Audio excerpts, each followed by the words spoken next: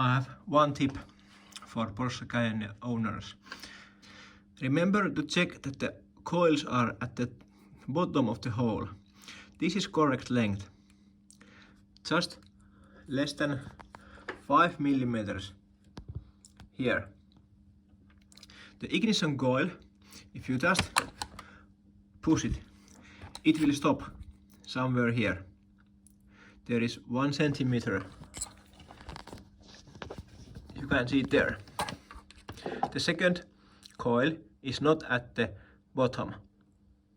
It's too high and there is no good connection. You need something to push it down.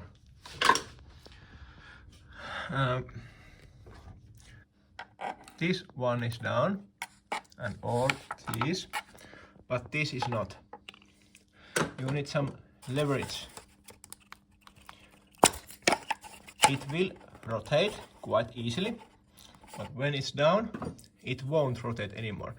Take something that you can push it, like this, and then you can easily feel it when it goes down. Of course, you can use force. Let's see. Put it down. I try to put my mobile phone